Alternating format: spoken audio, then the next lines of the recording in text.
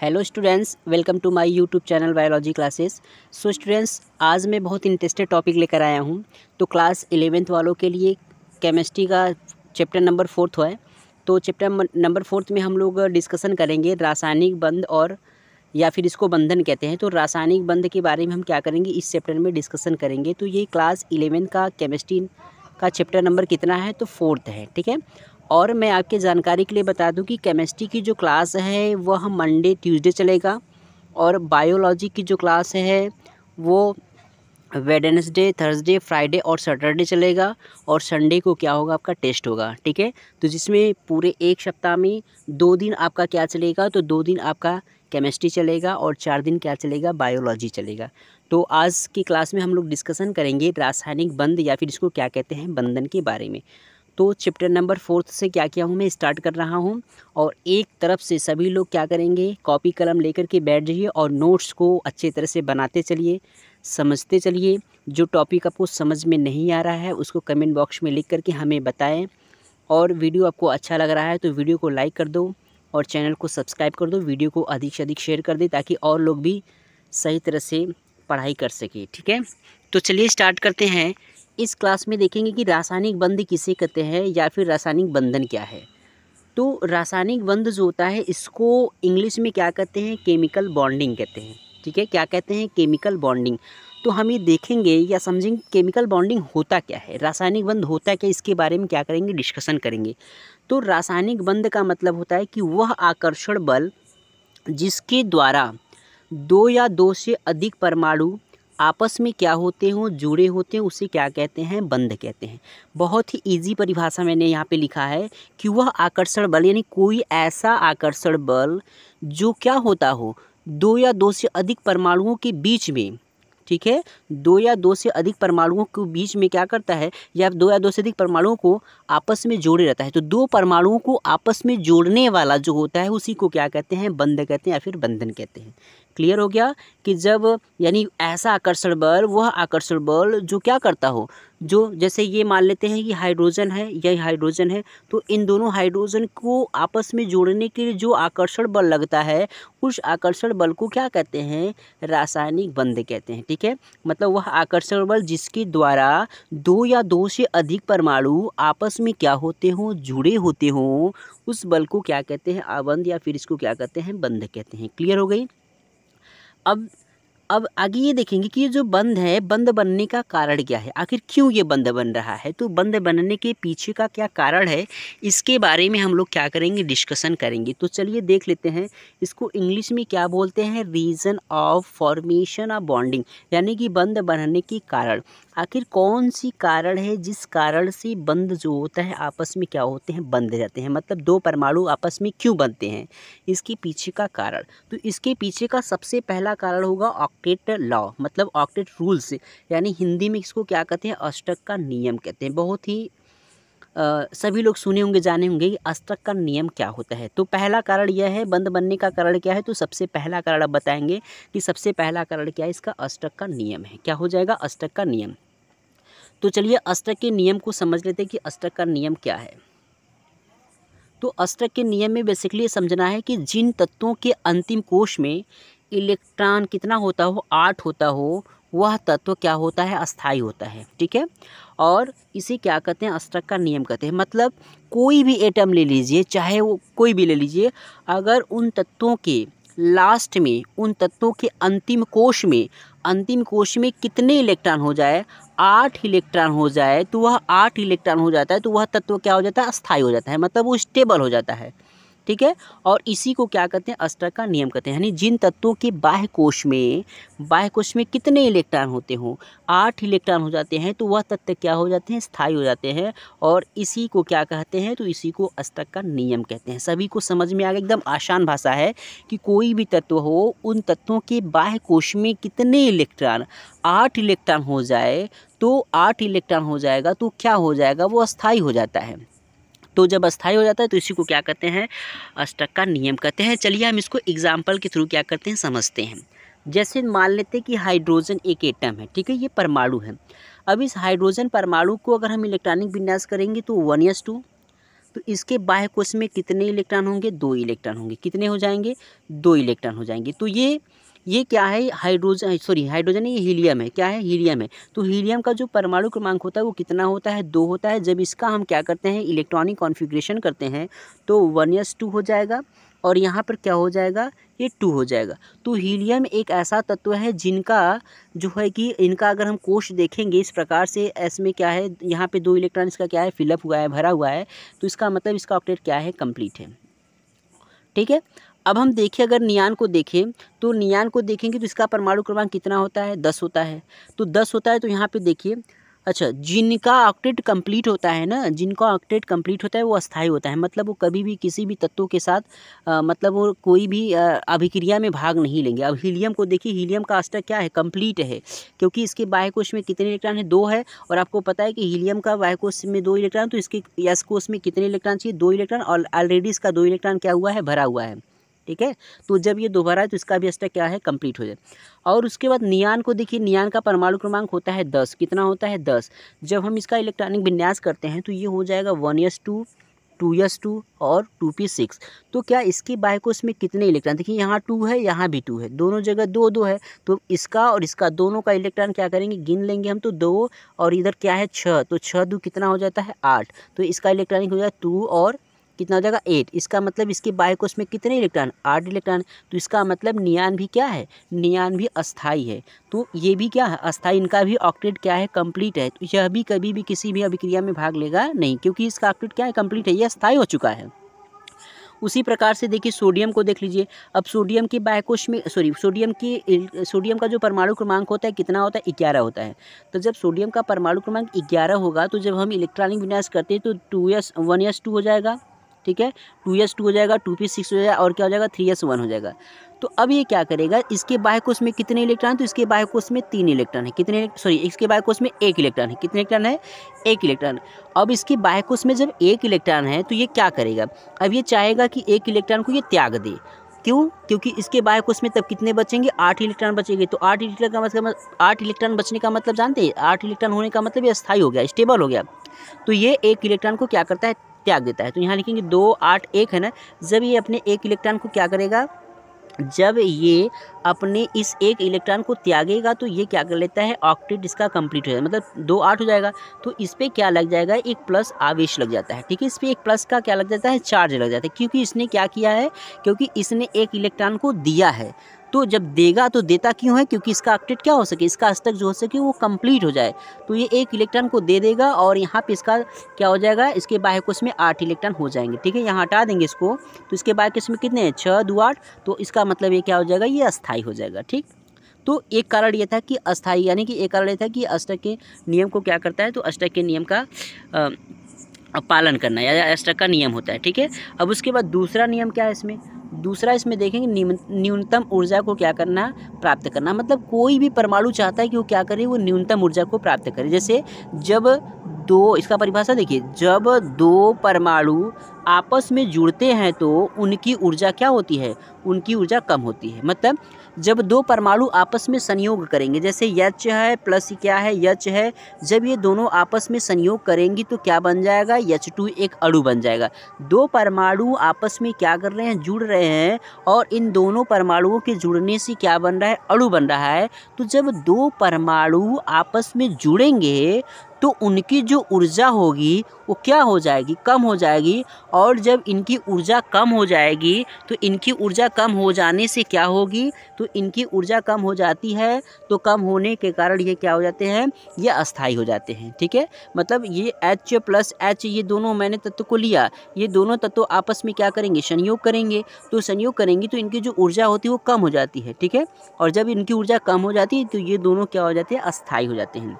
ठीक है, तो वीडियो को आप लोग पूरा से पूरा देखिए, बड़े इंटरेस्टेड टॉपिक लेकर आया हूँ। अभी इसमें आबंध के प्रकार बताएंगे कि बंध कितने प्रकार के होते हैं, दुर्बल बंध क्या है, प्रबल बंध क्या है। तो वीडियो को पूरा देखिएगा, वीडियो को बीच में छोड़कर मत जाइएगा और आप लोग एक अच्छा सा नोट्स बनाते हुए चलिएगा, उसको तैयार करते चलिएगा। क्योंकि ये जो चैप्टर मैं पढ़ा रहा हूँ ये चैप्टर बहुत ही इंपॉर्टेंट है। ये 11th के लिए भी है, 12th में आगे चलेंगे तो आगे भी क्लासेस में है और बहुत सारे कॉम्पिटिटिव एग्जाम में भी यहाँ से बहुत सारे प्रश्न आते हैं। ठीक है, तो चलिए देख लेते हैं इसका दूसरा कारण क्या है। दूसरा कारण है कि तत्व के अस्थायित्व को प्राप्त करने की तरीके। भाई मैंने बताया कि सभी तत्व चाहता है, सारे प्रकार के तत्व चाहते हैं कि वो अस्थायी को प्राप्त कर ले, मतलब वो स्टेबिलिटी को प्रकार कर ले। जैसे आप ऐसे समझिए कि कोई व्यक्ति है, अगर उस व्यक्ति के पास बहुत सारा काम रहेगा तो अस्थाई रहेगा? नहीं, बिल्कुल अस्थाई नहीं रहेगा। क्यों नहीं रहेगा? क्योंकि उसके पास बहुत सारा काम है, तो वो दौड़ेगा धूपेगा, यहाँ वहाँ क्या करेगा, बहुत सारा वर्क करेगा। तो वो हमेशा चाहेगा कि ये सारा वर्क मैं न करके मैं एक स्टेबल हो जाऊँ, मैं अस्थाई हो जाऊँ, मैं अब स्थिर होना चाहता हूँ, मतलब मैं आराम करना चाहता हूँ।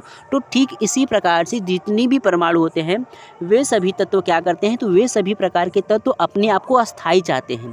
ठीक है, वो अस्थाई चाहते हैं। तो अस्थाई जो होता है, अस्थाई प्राप्त करने के कितने तरीके होते हैं तो वो मैं आपको बताने वाला हूँ।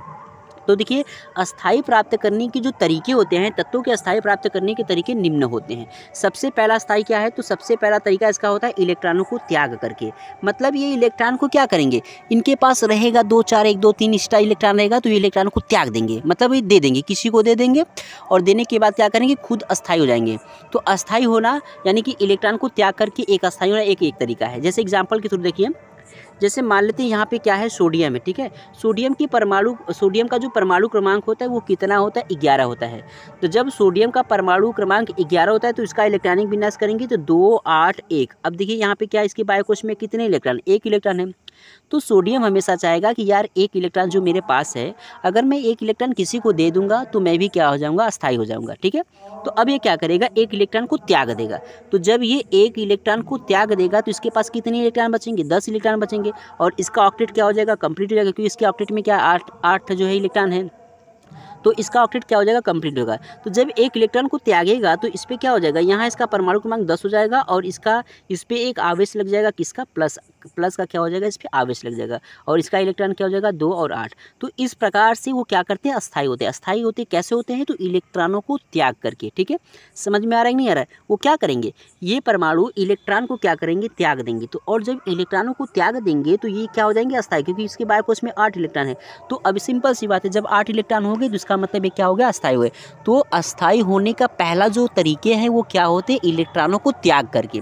सबको समझ में आ गया, इलेक्ट्रॉनों को त्याग करके वो क्या करते हैं, अस्थाई हो जाते हैं।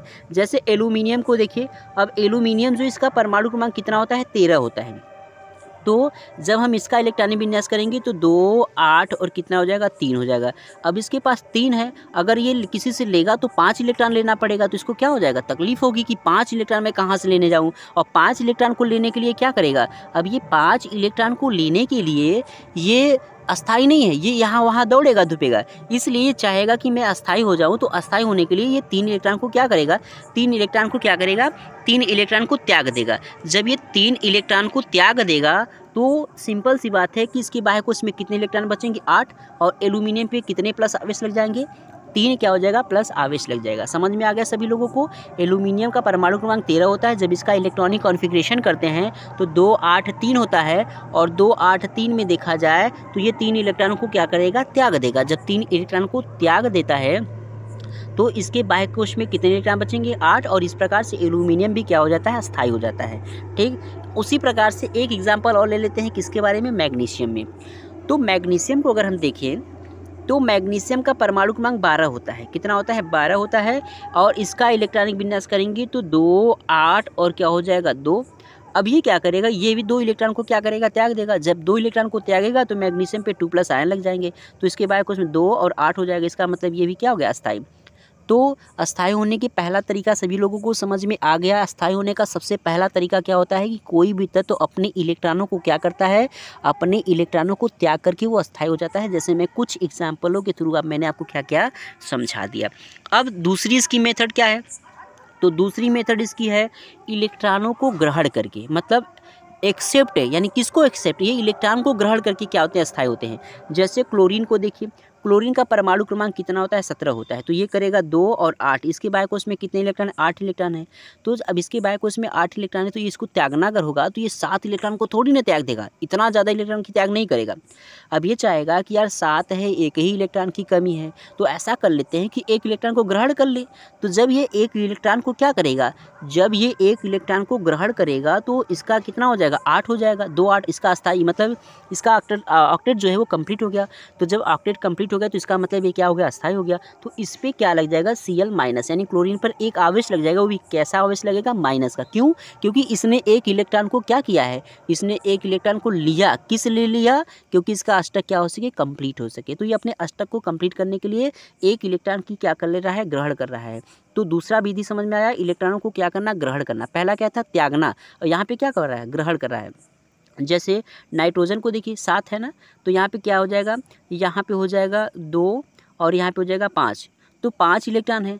अब ये अगर त्यागने की कोशिश भी करेगा तो इसको कितना त्यागना होगा, 5 इलेक्ट्रॉन त्यागना होगा। मतलब 5 त्यागने से भी इसका कंप्लीट नहीं होगा। तो ये क्या करेगा, ये 3 इलेक्ट्रॉनों को ग्रहण करेगा, और 3 इलेक्ट्रॉनों को ग्रहण करेगा तो इस पर क्या हो जाएगा, 2 और 8, और इस पर 3 क्या लग जाएंगे, माइनस के आवेश लग जाएंगे। ठीक है, समझ में आ गया सभी लोगों को। अस्थाई करने की कितनी विधियाँ होती हैं, एक होता है इलेक्ट्रॉनों को क्या करना है, तो इलेक्ट्रॉनों को ग्रहण करना, दूसरा क्या होता है, इलेक्ट्रॉनों को त्यागना।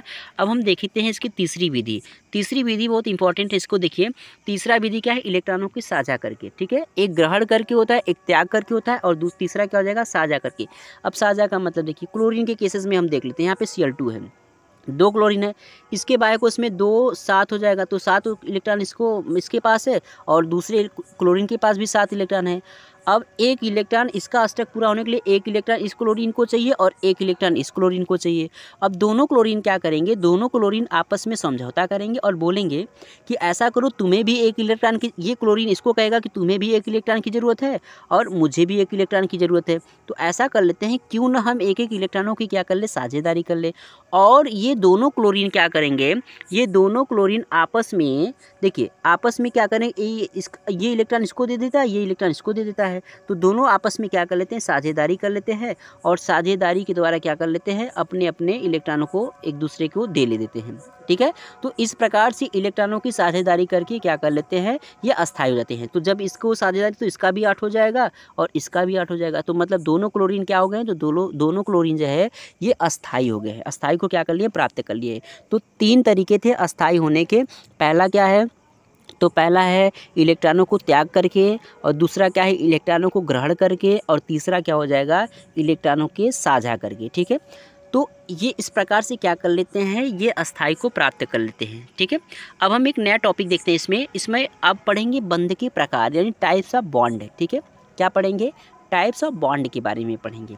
तो टाइप्स ऑफ बॉन्ड के बारे में अगर हम देखें तो इसको हिंदी में क्या कहते हैं, बंध के प्रकार कहते हैं। ठीक है, तो सभी लोगों को समझ में आ रहा है कि नहीं आ रहा है, ये आप कमेंट में लिख करके मुझे बताएंगे कि सर हमें समझ में आया कि नहीं आया। ठीक है, तो केमिस्ट्री आपको 2 दिन मैंने बताया कि सोम और मंगल, ये 2 दिन केमिस्ट्री आपका चलेगा। इसके बाद जो है आपके 4 दिन जो बच रहे हैं, उस 4 दिन में मैं आपको बायोलॉजी पढ़ाऊँगा, और बाकी एक दिन जो संडे है, संडे को क्या होगा, आपका टेस्ट होगा।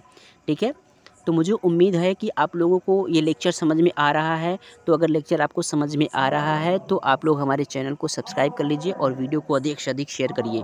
ठीक है, तो चलिए देख लेते हैं बंध के प्रकार। तो जो बंध के प्रकार है, बंध के बेसिकली 2 प्रकार होते हैं, एक प्रबल बंध होता है, दूसरा क्या होता है, दुर्बल बंध होता है। ठीक है, and types of bond basically ये 2 टाइप्स के बॉन्ड होते हैं। फर्स्ट क्या हो जाएंगे आपके, स्ट्रॉन्ग होता है, सेकंड क्या होता है, वीक बॉन्ड होता है। यानी स्ट्रॉन्ग बॉन्ड एंड सेकंड क्या हो जाएगा, वीक बॉन्ड हो जाता है, यानी प्रबल बंध और क्या हो जाएगा, दुर्बल बंध हो जाएगा। तो चलिए एक एक की परिभाषा हम समझ लेते हैं कि प्रबल बंध क्या है और दुर्बल बंध क्या है। तो अगर हम प्रबल बंध की बात करें तो परमाणुओं के बीच कार्य करने वाले बंध को क्या कहते हैं, प्रबल बंध कहते हैं। मतलब जब 2 परमाणुओं के बीच कार्य करने वाला जो बंध होता है, 2 परमाणुओं के बीच कार्य करने वाला जो बंध होगा उसको प्रबल बंध कह देंगे। अगर वही चीज़ अणुओं के बीच होगा तो उसको क्या कहेंगे, दुर्बल बंध कहेंगे। ठीक है, तो 2 परमाणुओं के बीच कार्य करने वाले बंध को क्या कहते हैं, तो कार्य करने वाले बंध को प्रबल बंध कहते हैं। समझ में आ गया सबको। अब इसकी दूसरी पॉइंट बात करें तो इनकी जो बंध होती है वो वियोजन ऊर्जा 40 किलो कैलोरी जूल मोल के से ज़्यादा होती है। तो अब वियोजन ऊर्जा का मतलब समझते हैं, यानी इन बंधों को तोड़ने के लिए जितना ऊर्जा लगता है, तो लगभग कितना लगता है, तो 40 किलो जूल मोल लगता है। ठीक है, वियोजन का मतलब होता है तोड़ना। किसको तोड़ना, इन बंधों को। तो प्रबल बंध को तोड़ने के लिए जो इसमें बंध वियोजन ऊर्जा होता है वो कितना होता है, तो 40 किलो जूल मोल से क्या होता है, इसमें ज़्यादा होता है। ठीक है, इतना ज़्यादा के बाद तभी क्या होता है, टूटता है। तो ये बात किसकी रही, प्रबल बंध की। अगर हम प्रबल बंध के प्रकार की बात करें तो जो प्रबल बंध होते हैं ये निम्न प्रकार के होते हैं। ठीक है, कौन कौन से होते हैं? पहला जो होता है आयनिक बंध होता है। क्या हो जाता है? आयनिक बंध होता है। दूसरा सहसंयोजक बंध होता है और उप सहसंयोजक बंध होता है और चौथा क्या हो जाएगा? धात्विक बंध। तो मैं आप लोगों को बता दूं कि जो मैं बंध बता रहा हूं ये बंध बहुत ही इंपॉर्टेंट है, क्योंकि बहुत सारे एग्जाम में आते हैं यहाँ से प्रश्न। तो बंध आप देखिएगा, इन चारों के बारे में एक एक करके आपको पढ़ाऊंगा और एक एक करके अच्छे से एक्सप्लेन करूंगा, अच्छे से समझाऊंगा। तो आप बराबर आप लोग क्या करेंगे, इसको रिवीजन करते रहिएगा और नोट्स बना करके अच्छे से इसको तैयार कर लीजिएगा, ताकि केमिस्ट्री का जब भी टेस्ट होगा तो उसमें आप अच्छे से अच्छे मार्क्स लेकर आइएगा। ठीक है, तो ये आपको समझ में आएगा कि जो बंध होते हैं वो दो प्रकार के होते हैं। पहला प्रबल बंध होता है, दूसरा क्या होता है? दुर्बल बंध होता है। प्रबल बंध क्या होता है? तो मैंने बताया कि परमाणुओं के बीच कार्य करने वाला जो बंध होता है उसको क्या कहते हैं? प्रबल बंध कहेंगे। और उसके बाद इनकी जो वियोजन ऊर्जा है, वियोजन मतलब इस बंध को तोड़ने वाली ऊर्जा कितना लगता है? तो 40 किलो मोल प्रति से ज़्यादा लगता है। ठीक है, ये कितने प्रकार के होते हैं? 4 प्रकार के होते हैं। तो चलिए आगे की तरफ देख लेते हैं। अब देखिए दुर्बल बंध देख ले। तो दुर्बल बंध जो होता है ये वे बंध होते हैं जो अणुओं के बीच क्या करते हैं? कार्य करते हैं। तो अणुओं के बीच कार्य करने वाले बंध को क्या कहते हैं? दुर्बल बंध। और परमाणुओं के बीच कार्य करने वाले बंध को क्या कहते हैं? तो उसको प्रबल बंध कहेंगे। तो दुर्बल बंध समझ में आ गया। जब अणुओं के बीच में कार्य करने वाले जो बंध होते हैं उसको क्या कहते हैं? उसको आप दुर्बल बंध कह देंगे। ठीक, इनकी बंध वियोजन ऊर्जा कितना होता है? तो 40 किलो जूल मोल प्रति मोल से क्या होता है? कम होता है। उसमें ज़्यादा था, इसमें क्या हो जाएगा? कम हो जाएगा। और ये कितने प्रकार के होते हैं? ये निम्न प्रकार के होते हैं। पहला क्या है? पहला हो जाएगा दुर्बल वान डेर वाल बल हो जाएगा, और दूसरा क्या हो जाएगा? हाइड्रोजन बंध हो जाएगा। तो बंध कितने प्रकार के होते हैं? सभी लोगों को समझ में आ गई। बंध जो होता है वो 2 प्रकार के होते हैं। पहला प्रबल होता है, दूसरा क्या होता है? दुर्बल होता है। प्रबल में भी 4 प्रकार के होते हैं और दुर्बल में कितने होते हैं? 2 प्रकार के होते हैं। तो ये जो प्रबल और दुर्बल के जो प्रकार है, इन सभी प्रकार के बारे में हम लोग अगले दिन की क्लास में क्या करेंगे? डिस्कशन करेंगे। ठीक है, तो इसके बारे में हम लोग कल की क्लास में क्या करते हैं? डिस्कशन करते हैं। इतना जितना मैं पढ़ाया हूँ सभी लोग इतना तैयार करके आइएगा, क्योंकि कल की क्लासेस में मैं यहाँ से आप लोगों से डीपीपी क्वेश्चन पूछूंगा, जिसका आंसर आपको कमेंट बॉक्स में देना होगा। तो सभी लोग तैयार रहिएगा। अगले दिन मिलते हैं इस क्रम को लेकर के, और आप लोग अच्छे से इसको नोट्स बना लीजिएगा। ठीक है, थैंक यू।